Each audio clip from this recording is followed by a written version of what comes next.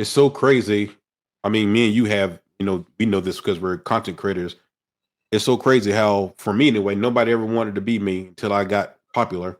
Everybody's trying to be me. I'm like, this is crazy.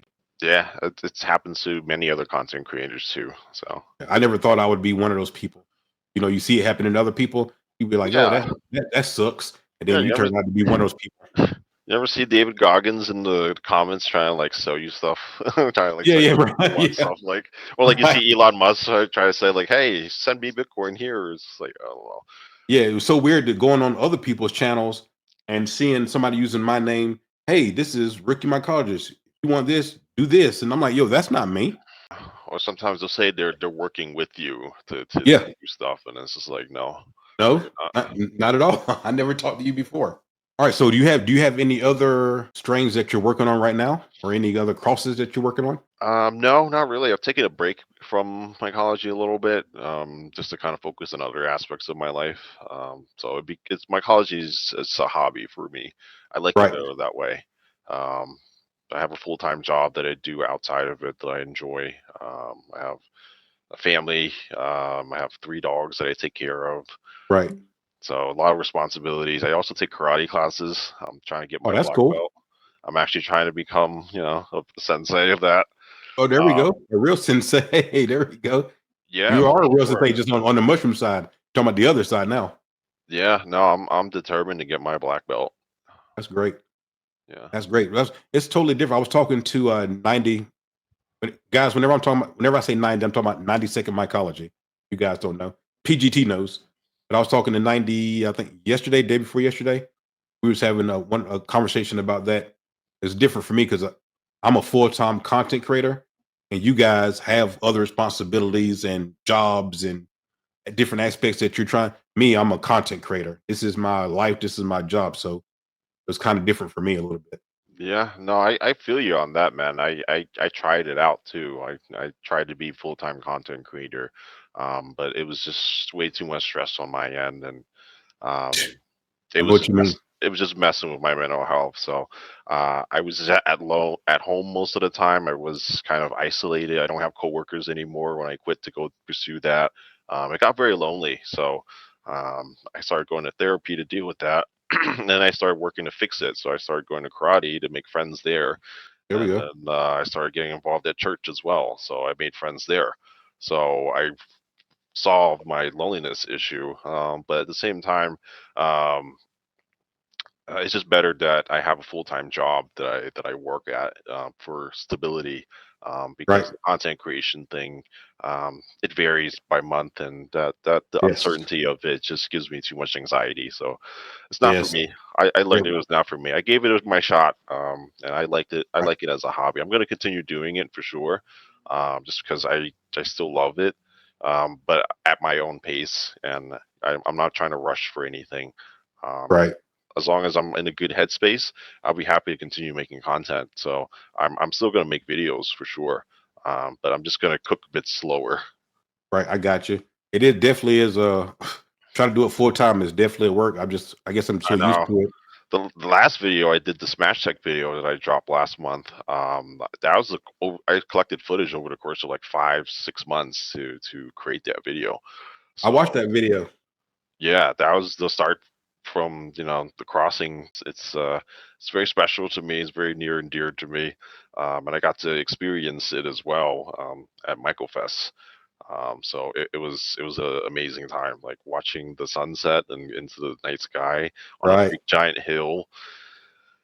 Going forward, do you plan on how often do you think you're going to be dropping videos? Pretty much when I get time around to doing the editing, I've got a lot of footage just backed up. Right. I need to just put some time into the editing, and right now I'm just in the process of just managing all my other responsibilities. So when I have some time to work at it, I'll chip away at it. Well, that makes sense. I think for me, I became a content creator in 2016, 2016.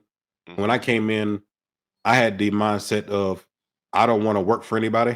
People are different. That stability and having a job is great, especially you got that paycheck coming in whenever you get paid or whatever the case is. That's awesome. Hmm. For some people, I came from the military. And I guess I had enough of people telling me what to do. So I was Okay. just like, you know what? If I could become a content creator and make my own schedule work for myself, to me, that'd be better than punching somebody else's clock. So I really just wanted to make 35, 40 grand a year. I figured if I could do that working for myself, that's way better than trying to build somebody else's company and got to listen to their dress code and their bullshit, you know? Yeah, it's not that's a good way to look at it too. So I think what I want to do now is I want to, because we were talking about content creation. We're both obviously content creators. Hmm. You were saying a minute ago about, you know, you got a family, job, and everything. Whenever you became a content creator, did you find it hard to balance doing the content along with your other responsibilities? In a way, yeah. I think when I first started doing it, I was more into it at that time. I guess it's like that honeymoon phase.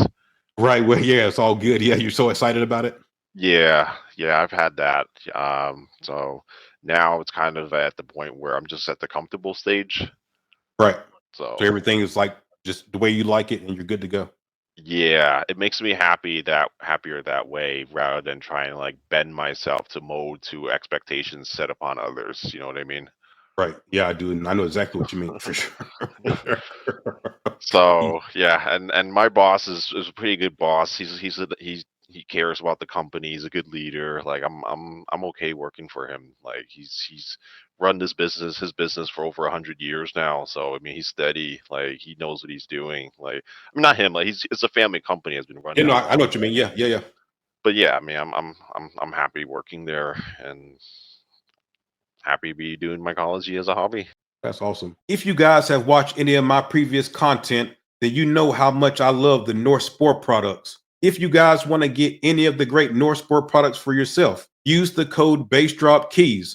That will save you 10% off any order at northsport.com. What do you think is the most rewarding part that you've gotten from mycology overall? Like you're asking me personally, Yeah, you personally. probably the impact that I've had on the millions of people on this world. That's Like awesome. Yeah, I'm not planning to have a kid or anything. So I mean, like if I go, I'm happy to go.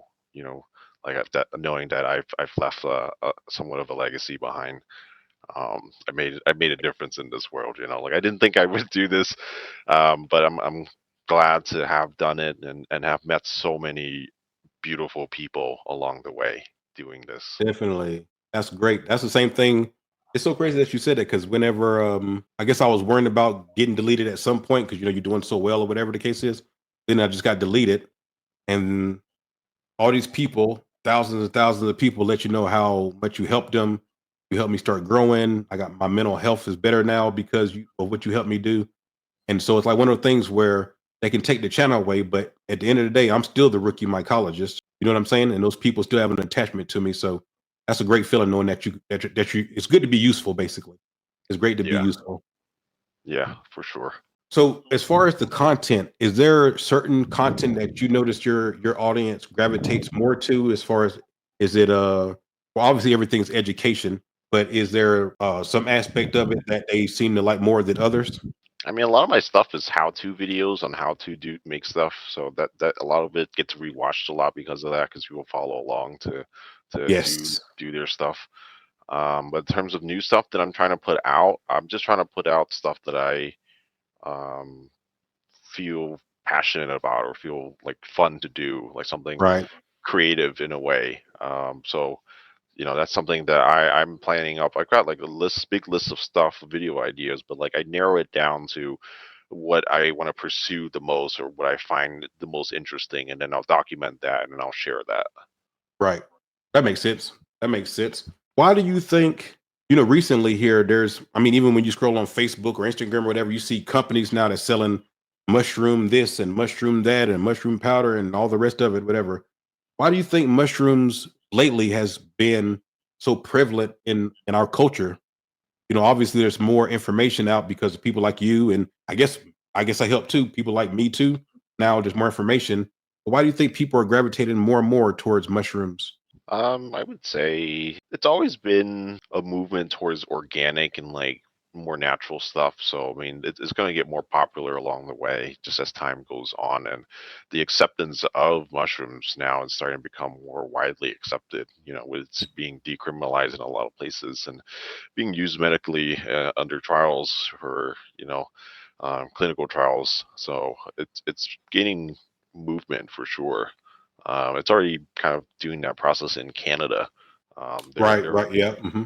they're booming over there much quicker than here, so I'm kind of curious to see how that goes as things time goes on. So I think more and more people find out about it, and more people just like it. I mean, what's I can understand some people not liking it, but like the people that do like it, like they really like it, and they're they're cool people. What do you think? When do you think it's going to be nationwide legal in America? If you had to guess. Probably never. Yeah. Oh, I don't wow. know. At least not in my Pessimistic. lifetime. Maybe I don't know. Maybe when AI takes over or something like that. I wouldn't expect never. The problem is it's just a lot of money in play to kind of lobby against keeping it the way it is because it's something that you can grow. So it's Right, like just like big pharmaceuticals kind of don't want you to have access to that because they want you to be dependent upon what they give you and right. what On what they they're want. selling. You know, Hmm. That's so crazy. Yeah. Well, that's a good point. But I would hope that at some point somebody would have some sense and be like, you know what, we need to change this. no, no, it's just we I don't know. At least America as a nation doesn't seem to want to elect those type of people into office. So That's true. I can't argue with you on that one at all. Now, do you have me?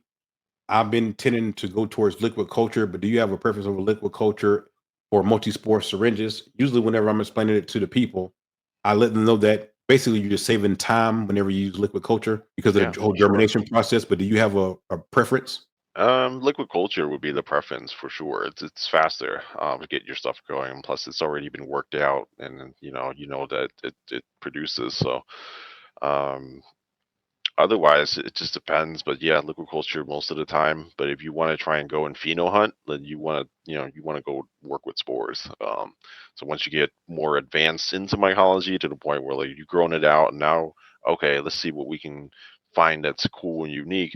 Then you start pheno hunting, and then that's when you want to work at spores again and see the different varieties of genetics that will pop up from the spores, and start selecting what you want out of it.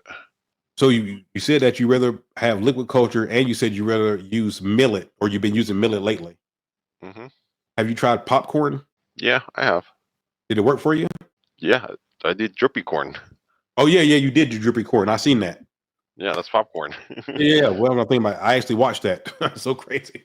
Yeah, I watched every video that you have on YouTube for yeah, sure.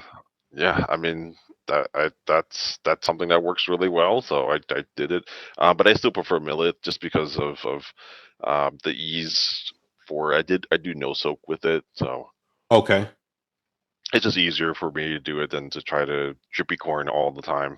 I do want to invite you guys to come subscribe to my website, bassdropkeys.tv. On here, what you're getting is the edited version of the pod. If you want the full conversation, also, I do spend 15 to 30 minutes with each guest. Come over and subscribe to my website, bassdropkeys.tv. The rookiemycologist.com is for the merch, for the videos, bassdropkeys.tv.